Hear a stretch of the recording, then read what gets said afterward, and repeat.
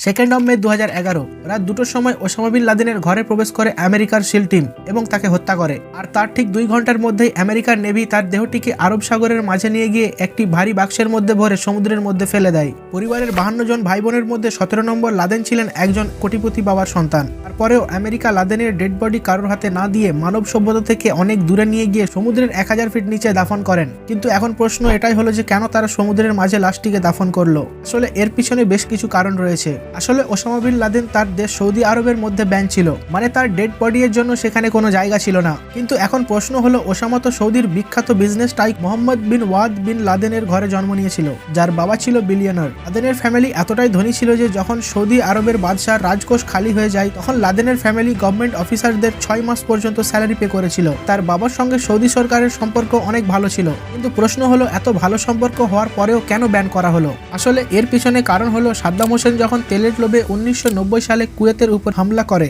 এবং কুয়েতের পরে সাদ্দামের টার্গেট ছিল সৌদি আরব। আর সৌদি আরব হলো একটি অয়েল রিচ কান্ট্রি। এই কারণে তার জন্মভূমি সৌদি আরব, বিশেষ করে মক্কা ও মদিনাকে রক্ষা করতে ওসামা বিন লাদেন সৌদি আরবের বাদশাকে একটি চিঠি পাঠান আর তার সৈনিকদের সাদ্দামের বিরুদ্ধে লড়াইয়ের জন্য পারমিশন চায়। এখন প্রশ্ন হলো লাদেনের কাছে যোদ্ধা আসলো কিভাবে। ওসামা জেদ্দা ইউনিভার্সিটি থেকে পাবলিক অ্যাডমিনিস্ট্রেশনের যখন পড়াশোনা করেছিল তখন সেই সময় মুসলিম ব্রাদার্সহুড নামে একটি অ্যাক্টিভিস্ট অর্গানাইজারের কিছু মেম্বারের সঙ্গে সম্পর্ক তৈরি করে এবং তার মায়ের মতে ওরাই ওসামার ব্রেন ওয়াশ করেছিল এবং একটা কঠোর মুসলিম বানিয়ে দেয়। এবং এই সময় ইউএসএসআর আফগানিস্তান আক্রমণ করে। যেহেতু আফগানিস্তান একটি মুসলিম কান্ট্রি তাই তার চরমপন্থী আরো গাঢ় হতে থাকে। গোপনে আফগানিস্তান যেত এবং মুসলিমদের সাহায্য করত। আর সে ধীরে ধীরে আফগানিস্তানের এক্সট্রিমিস্ট গ্রুপের সঙ্গে কানেকশন তৈরি করে। আর এই গ্রুপগুলিতে তার নিজের দেশ অর্থাৎ সৌদি আরব থেকে নতুন নতুন মেম্বার জয়েন করান। তবে তাদের ট্রেনিং একটি অন্য অর্গানাইজেশন করত। ওসামা কেবল টাকা যোগান দিত। সে নিজে কোটিপতি একজন ছিল। যখন ওসামা সাদ্দামের বিরুদ্ধে লড়াইয়ের পারমিশন চায় তখন সৌদির কিং তাকে জানায় যে অলরেডি আমেরিকার সঙ্গে হাত মিলানো হয়ে গিয়েছে তাদের সুরক্ষার জন্য। সৌদি আরবে আমেরিকার মিলিটেন্ট লাদেনকে আরো ক্ষুব্ধ করে। সে চায় না সৌদি আরবে কোন রকম ভাবে আমেরিকার প্রভাব পড়ুক। তাদের দেশে শুধু ইসলামিক নীতির প্রচারণ থাকবে। আর এখান থেকেই ওসামা আমেরিকাকে দুশ্মনের চোখে দেখতে শুরু করে। সে আমেরিকার সঙ্গে হওয়া সৌদির যে কোনো চুক্তিতেই সমালোচনা শুরু করে দেয়। এই কারণে সৌদি আরব তাকে নিয়ে চিন্তিত হয়ে পড়ে। লাদেন গোপনে সুডানেও একটি ট্রেনিং ক্যাম্প খোলে। তার ডাকে 4000-এর বেশি মুসলিম সৌদি আরব ছেড়ে আফগানিস্তান এবং সুডানের ট্রেনিং ক্যাম্পে চলে আসে। এই কারণে সৌদি আরব লাদেনের তার দেশ থেকে নাগরিকত্ব বাতিল করে আর তার ট্রাভেলের উপরও ব্যান লাগিয়ে দেয়। সে সোজা তার দেশ ত্যাগ করে আফগানিস্তানে আশ্রয় নেয়। এই ব্যান থাকার পরেও আমেরিকা তার ডেড বডিকে সৌদি আরবকে অফার করে, কিন্তু সৌদি না বলে দেয়। এবং সৌদির পরে নেক্সট প্লেস ছিল পাকিস্তান, যেখানে লাদেন নিজেকে আত্মগোপন করে রেখেছিল। কিন্তু আমেরিকা তাকে ডেড বডি দিতে অনিচ্ছা প্রকাশ করে। কারণ জানতে একটু ওয়েট করুন, কারণ পাকিস্তানের বড় বড় লিডাররা ওসামা বিন লাদেনকে একজন হিরো বলে মনে করতেন এবং তারা লাদেনের মৃত্যুকে শহীদের দরজা দিয়েছিলেন। আর এটাই ছিল সমুদ্র দাফন করার তৃতীয় রিজন, কারণ পাকিস্তান ওসামার বডি দিলে সেটি পাকিস্তানে নিয়ে গিয়ে তারা একটি তীর্থস্থানে পরিণত করবে। আর আমেরিকার নজরে ওসামা একজন টপ টেররিস্ট ছিল, তাই তারা কখনোই চায় না যে ওসামার কবর একটি তীর্থস্থানে পরিণত হোক। তারা পূর্বে সাদ্দাম হোসেনের বডির সঙ্গে এই ভুলটি ঠিক করেছিল। 9/11 অ্যাটাকের পর আমেরিকা সাদ্দামের উপর কেমিক্যাল অ্যান্ড বায়োলজিক্যাল ওয়েপেন সাপ্লাইয়ের আরোপ লাগিয়েছিল।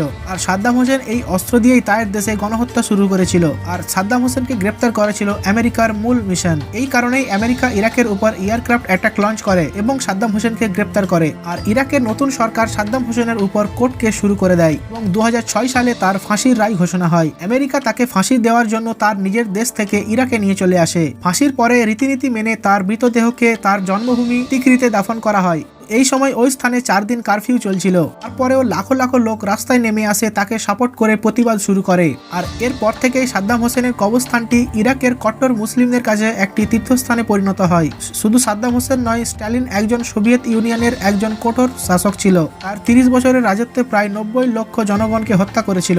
তো তারপরে 1953 সালে তার মৃত্যু হয়। লক্ষ লক্ষ জনগণ তার অন্তিম সংস্কারের জন্য জমায়েত হয়। লাখো মানুষের চোখে জল আসে এবং তাকে দেখার জন্য 1000-এরও বেশি জনগণ পদপিষ্ট হয়ে মারা যায়। এ দেশে মহান লিডারের মর্যাদা দিয়ে লেনিনের পাশেই একটি ট্রান্সপারেন্ট কফিনের মধ্যে ভরে দাফন করা হয়। কিন্তু 1981 সালে তাকে লেনিনের কফিনের পাশ থেকে তার ডেড বডিকে সরিয়ে নেওয়া হয়।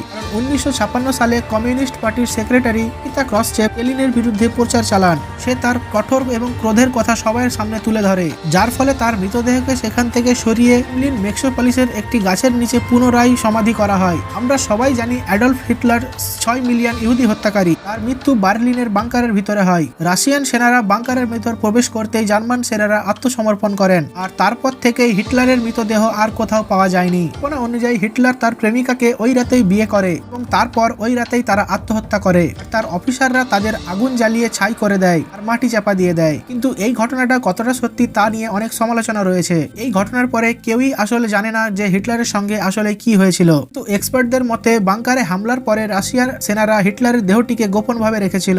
1986 সালে সোভিয়েত আর্মিরা তার মৃতদেহটিকে পুড়িয়ে ছাই করে দেয়। তারপর তারা এই ছাইগুলোকে কালেক্ট করে ব্রিজেট নদীতে ফেলে দেয়। হিটলারকে সমাধিস্থ করলে ফ্যাসিস্টবাদীদের কাছে সেই স্থানটি পরবর্তীতে তীর্থস্থানে পরিণত হবে। এই সব কিছুই দেখার পর আমেরিকা লাদেনের দেহটিকে সমুদ্রে দাফন করার সিদ্ধান্ত নেয়। কিন্তু এখন প্রশ্ন হলো যে লাদেনের মৃতদেহটিকে জ্বালিয়ে দিল না কেন? আসলে ইসলাম ধর্মে মৃতদেহকে দাহ করা নিষিদ্ধ রয়েছে, আর ওসামা বিন লাদেন একজন ধর্মপ্রাণ মুসলিম ছিলেন। যদিও সে আমেরিকার সবচেয়ে বড় শত্রু ছিল, তবুও তার ধর্ম বিশ্বাসের উপর শ্রদ্ধা রেখে তাকে জ্বালানোর প্ল্যান ক্যান্সেল করা হয়। তাছাড়া যদি তাকে দাহ করা হতো তাহলে তার সাপোর্টাররা উত্তেজিত হতে পারত, তারা আরো বড় প্রতিশোধ নেওয়ার পরিকল্পনা আঁটত। এই কারণে সমুদ্র দাফন তাদের কাছে ছিল বেস্ট অপশন। ইসলামের বিধিনিষেধ অনুযায়ী দাফনের 4টি স্টেপ রয়েছে। সর্বপ্রথম বডিকে গোসল দেওয়া, সাদা কাফনে মোড়া, এরপর জানাজার নামাজ পড়া আর তাকে দাফন করা। কিন্তু যদি কোনো মুসলিম সমুদ্রে থাকা অবস্থায় মারা যায় আর তার 24 ঘন্টার মধ্যে ভূমিতে না আনা সম্ভব হয়, তাহলে সমুদ্রে দাফন করা যেতে পারে। পরে 3টি স্টেপ অনুসরণ করে ইসলামিক বিধিনিষেধকে মাথায় রেখে আমেরিকা তার লাশ আফগানিস্তানে নিয়ে আসে এবং ডিএনএ আইডেন্টিফিকেশন ভেরিফাই করা হয়, এবং এরপর আফগানিস্তান থেকে ইউএস এয়ারক্রাফট ইউএসএস কার্ল ভেন্সিওর ডেকের উপর নিয়ে আসা হয় এবং তার বডিকে আবারও একবার ভেরিফাই করা হয়। ইসলামিক বিধিনিষেধ অনুযায়ী তার বডিকে গোসল দিয়ে সাদা কাফন পরানো হয়। এরপর এক আমেরিকান মিলিটারি ওসামার জন্য জানাজার নামাজ পড়ে। একজন ট্রান্সলেটর আরবিতে ট্রান্সলেট করে দেয়, আর এরপর তার মৃতদেহটিকে একটি বাক্সের মধ্যে রেখে সমুদ্রের অত্যাধিক গভীরে ডুবিয়ে দেওয়া হয়। আর এইভাবেই ওসামার দেহ দুনিয়া থেকে চিরকালের জন্য গায়েব হয়ে যায়। কিন্তু দুবাইয়ের মুফতি মোহাম্মদ আল কুবাইসির মতে শুধুমাত্র অস্বাভাবিক পরিস্থিতিতেই সমুদ্রে দাফন অ্যালাউ রয়েছে। তার মতে আমেরিকা সমুদ্রে দাফনের মাধ্যমে মুসলিমদের কেবলমাত্র অপদস্থই করেছে, এছাড়া আর কিছুই নয়। লাদেনের মৃত্যুর এত বছর পরেও সবচেয়ে বিতর্কের বিষয় হলো কেন আমেরিকা লাদেনের কোনো ছবি আজ পর্যন্ত প্রকাশ করেনি। আর এই প্রশ্নের উত্তরে আমেরিকা জানিয়েছেন যে সর্বপ্রথম লাদেনের চোখে গুলি মারায় তার মুখ পুরোপুরি বিবৃতি হয়ে যায়, আর এই ধরনের ছবি প্রকাশ করা আগে থেকেই নিষিদ্ধ ছিল। দ্বিতীয়ত, এমন একটি ছবি ছাড়লে সারা বিশ্বব্যাপী আলোচনা হতে পারে, যার জন্য তারা লাদেনের ছবি প্রকাশ করেনি। এ বিষয়ে আপনার কি মত অবশ্যই কমেন্টে জানাবেন। আর এই ছিল আজকের ভিডিও। লাদেনের মৃত্যু থেকে শুরু করে দাফন পর্যন্ত আপনাদের কি মতামত তা অবশ্যই কমেন্টে জানাবেন। আর আপনারা যদি এমনই রহস্য রোমাঞ্চ ইন্টারেস্টিং ভিডিও দেখতে পছন্দ করেন তো অবশ্যই চ্যানেলটিকে সাবস্ক্রাইব করে দেবেন। দেখা হচ্ছে আবার পরের ভিডিওতে।